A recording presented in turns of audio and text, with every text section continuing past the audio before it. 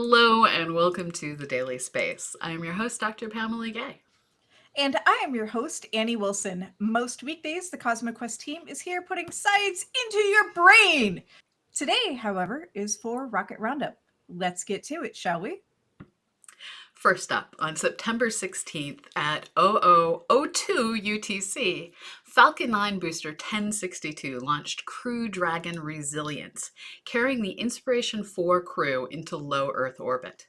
This flight was purchased by billionaire and pilot Jarrett Isaacman. Flying alongside him were Dr. Sian Proctor, a geology professor who became the fourth Black woman to go into space, and Haley Aranu. She's the first person with an implant to go into space. She has a metal rod in her left thigh as a result of her childhood bone cancer. Also flying with them was Chris Sembrowski, a data engineer and Air Force veteran. This mission's diversity is amazing and shows that we have a long ways to go in making NASA's astronaut corps truly representative. Their flight plan followed the same path as missions to the International Space Station, allowing them to use the same abort sites and other safety plans as past NASA-crewed missions. They didn't actually go to the International Space Station, however, but continued on to a higher orbit. Let's watch their launch. 10, 9, 8, 7, 6, 5, 4, 3, 2, 1, 0. Ignition and liftoff for St. Jude. Go Dragons. Go Falcons. Godspeed Inspiration4. Copy, 1 Alpha. Vehicles pitching downrange. Booster 1062 successfully landed on the drone ship Just Read the Instructions, completing its third flight. And of course, there's video of that too.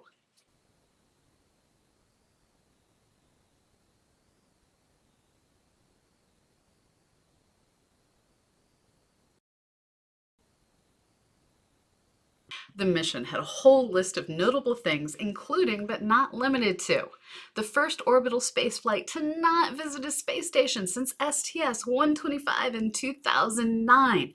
That was the shuttle mission that repaired the HST. This was the first launch to landing reuse of a crewed capsule. This was the first time two reused crew spacecraft were in orbit at the same time, Inspiration4's Dragon and one of the Dragons on the ISS.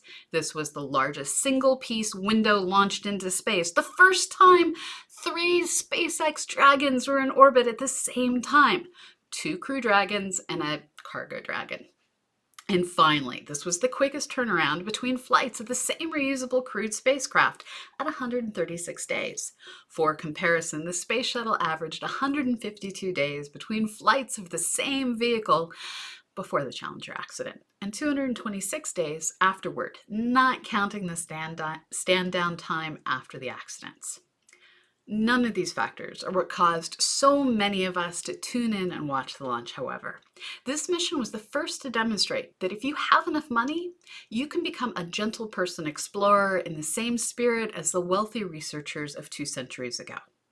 Once upon a time when research was self-funded, it was wealthy gentlefolk who led research in archaeology, astronomy, and a myriad of other fields. In astronomy, we greatly benefited from men like William Parsons, the 3rd Earl of Rosse. His mammoth telescopes were beyond what universities could afford and allowed the structures of galaxies to be studied for the first time. Inspiration4 was leveraged to do research on space radiation.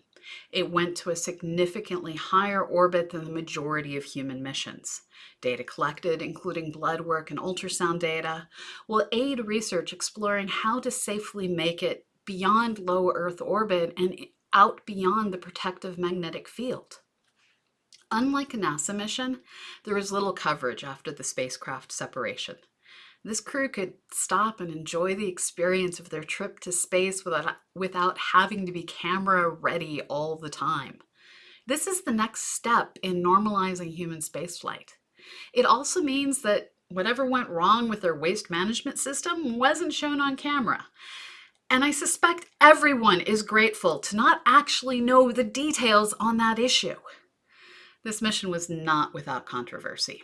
Following on the heels of Richard Branson and Jeff Bezos's tourist flights to the boundary of space, a lot of folks were geared up to find things to be upset about, and SpaceX provided.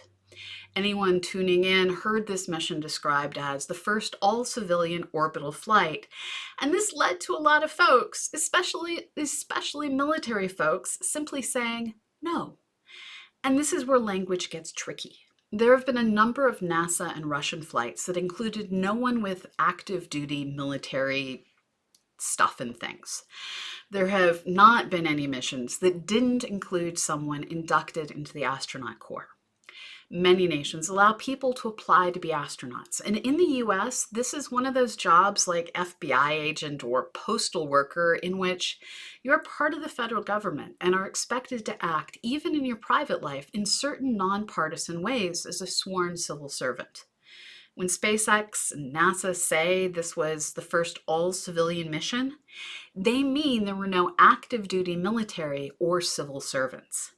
And this is where people, including me, faced a lot of mixed emotions with this flight. It's amazing to see how one wealthy man with a dream can help 3 others achieve their own dreams of spaceflight.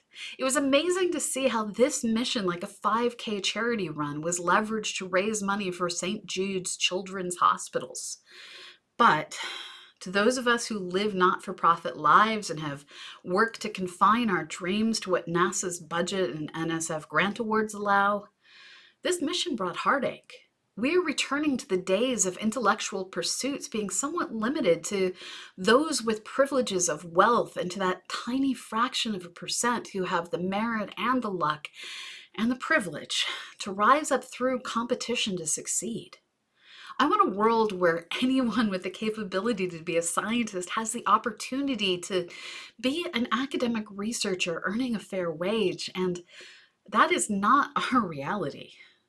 But that is a story for a longer think piece or 2, which I'll post on Medium. For now, let's celebrate what this crew accomplished and look forward to the efforts of future private launches. And let's take a look at their landing.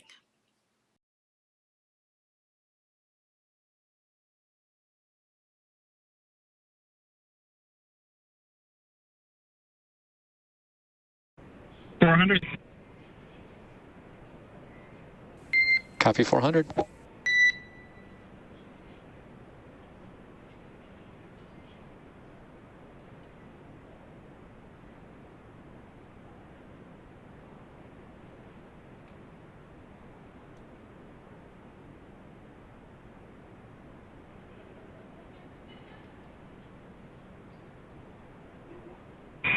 We're bracing. We copy 200.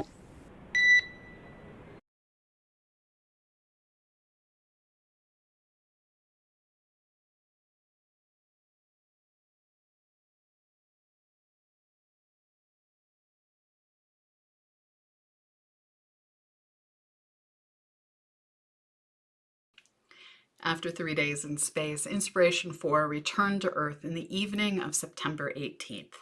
They landed in the Atlantic Ocean about 44 kilometers east of Cape Canaveral at 2306 UTC, making this SpaceX's first recovery of a Dragon in the Atlantic Ocean.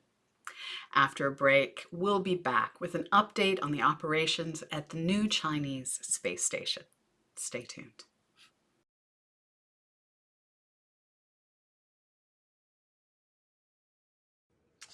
Hi, welcome back. Now let's talk about some Chinese spaceflight. Next up, on September 16th at 5:34 UTC, the Chinese Shenzhou 12 spacecraft returned to Earth after spending 93 days in space, landing near the Qiuquan Satellite Launch Center. 93 days in space may not sound like much, but it's a new record for China, nearly tripling their previous record of 33 days. And yeah, we have video of the landing. Let's watch it.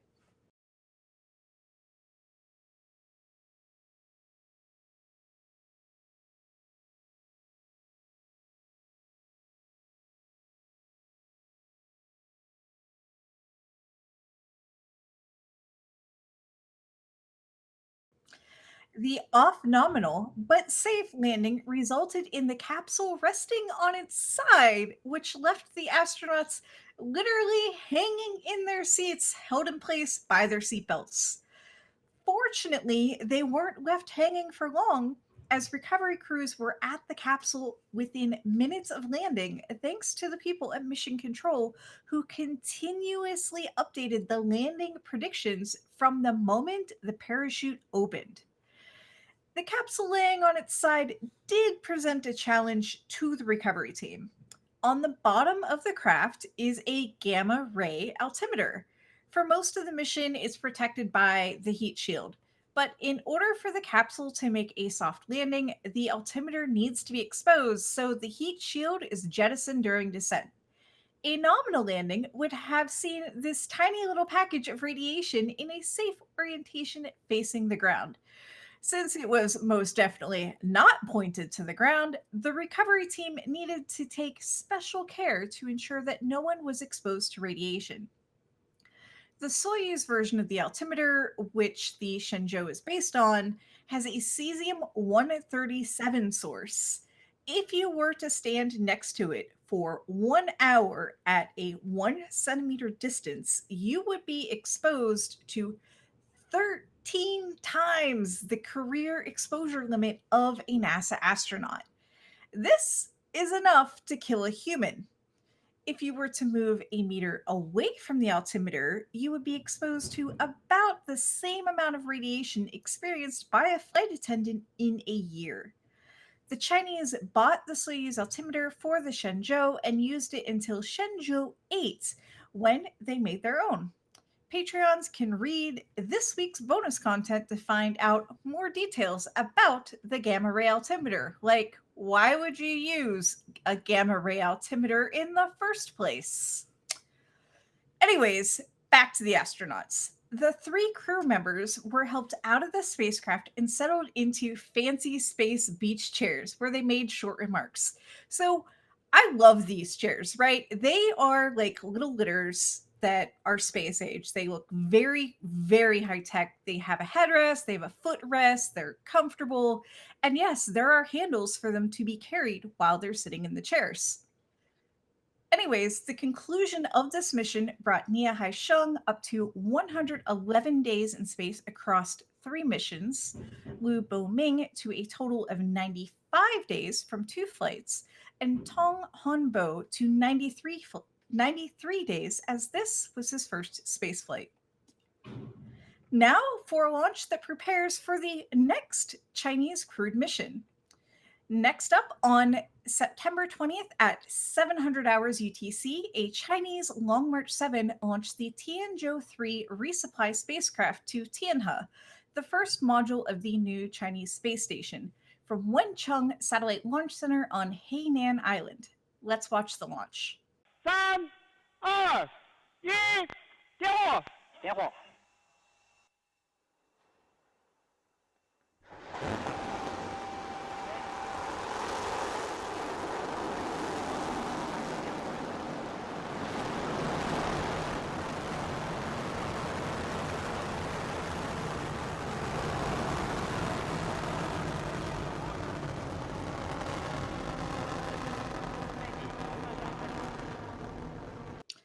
！Wencheng is the first Chinese launch site by the ocean. Normally, China launches rockets from complexes much further inland and away from the ocean, where the lower stages of the rockets can impact the ground instead of water. This sometimes means that rocket parts fall on highways or villages, causing a lot of damage. In the last few years, they seem to have started work on decreasing the risk to damage to infrastructure and humans by trying methods such as parachutes and grid fins to control where the discarded stages land, aiming for smaller, unoccupied areas. Currently, only the Long March 5 and 7 rockets are able to launch from this coastal launch complex. So, how does this mission help prepare for China's next crewed venture to space? Tianzhou 3 brought supplies necessary for the upcoming 180-day flight of Shenzhou 13, which is currently expected to launch in mid-October. In all, it delivered 5.6 metric tons of supplies, including a third spacesuit, consumables such as food and pressurized canisters of oxygen, emergency supplies for use by the crew in the event that they need to stay longer than 180 days, propellant for the station, and experiments. Compared to Tianzhou 2, Tianzhou 3 carries more cargo thanks to denser packages and increased packing efficiency. Because of these improvements, only one resupply spacecraft will be needed for Shenzhou 13's 6-month mission. As is typical for high-profile events, the launch was covered live, but with a time delay on state television. The docking 6.5 hours later was also covered on state television. So let's watch that video.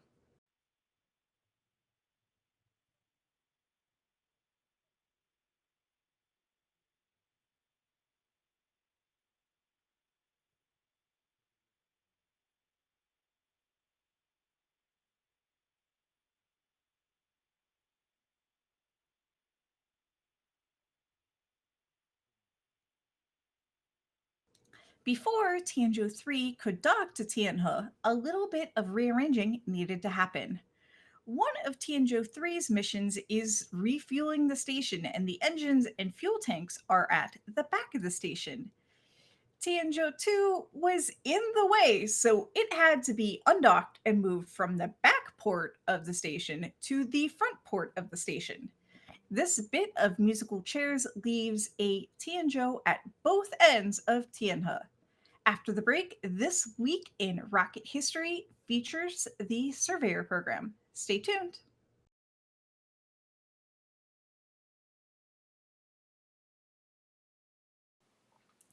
This week in rocket history, reflecting on the Surveyor program on the anniversary of Surveyor 2. In the early 1960s, NASA decided it needed landers on the moon for more detailed analysis of the lunar surface, including examining rocks and taking more detailed pictures to identify potential landing sites for the future Apollo landings than were possible for spacecraft in lunar orbit. The spacecraft developed for this mission was Surveyor, a small triangular lander with 3 legs at the points of the body. The whole craft weighed 340 kilograms, but the spacecraft structure itself was only 27 kilograms. 60% of the mass of Surveyor was a large solid motor, which did most of the work to slow the spacecraft down for lunar landing. A concern at the time was that the lunar surface would turn out to be like sand, causing a heavier lander to sink. Surveyor measured the force of the surface pushing back upon landing, which confirmed that the lunar surface could support a heavier lander. The rocket for Surveyor was the new Atlas Centaur, which was also being tested. Yes, NASA was testing both a rocket and a spacecraft at the same time. 2 test flights of the rocket-carrying Surveyor mock-ups failed. The second test flight with the Surveyor, which was the 5th Atlas Centaur overall, failed only a few moments into launch when a bad valve accidentally shut down the rocket's booster engines, causing it to fall back down onto the launch pad and explode. No one was injured, but the launch complex was badly damaged, and it took engineers a year to repair it. Centaur was the first upper stage to use liquid oxygen and liquid hydrogen, 2 very cold and temperamental propellants, which have a habit of escaping their tanks. These propellants are commonly used today without much issue, but not without blowing up a few rockets on the way. The insulation needed to keep the cryogenic fuel cold had a habit of falling off before intended, causing the rocket to literally rip in half before exploding.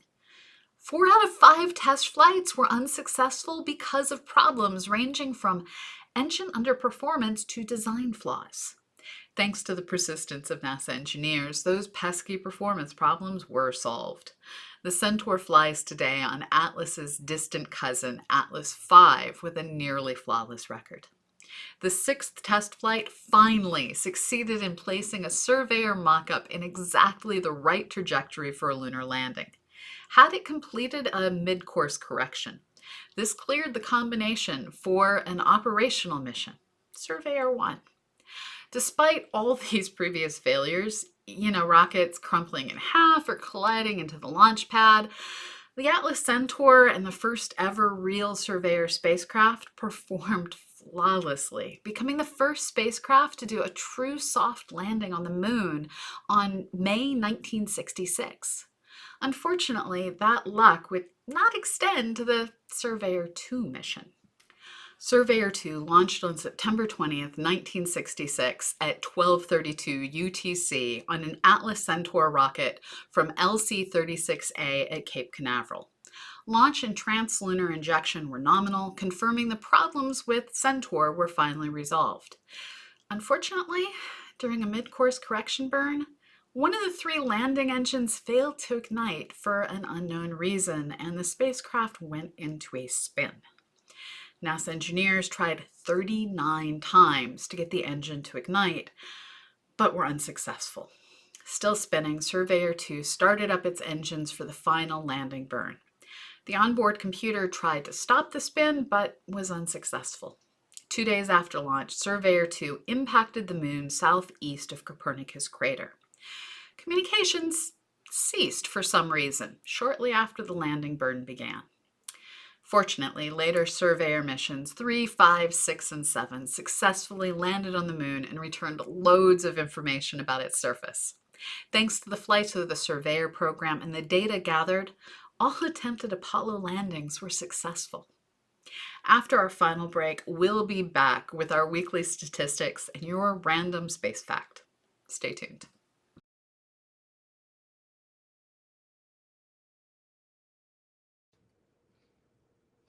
To wrap things up, here's a running tally of a few spaceflight statistics for the current year. There are currently 7 toilets in space, 4 installed on the International Space Station, 1 on the Crew Dragon, 1 on the Soyuz, and 1 on the Tianhe. There were briefly 9 toilets in space this week, which was a new record. The additional 2 toilets were on the Inspiration4 Crew Dragon and the Shenzhou before they returned to Earth. So far this year, there have been 92 orbital launch attempts, including 7 failures. From those launches, humanity has put 1,455 satellites into orbit. I keep track of orbital launches by where they launched from, also known as spaceport. Here's that breakdown. China, 34, USA, 33, Kazakhstan, 8, Russia 7, New Zealand 4, French Guiana 3, India 2, Iran 1.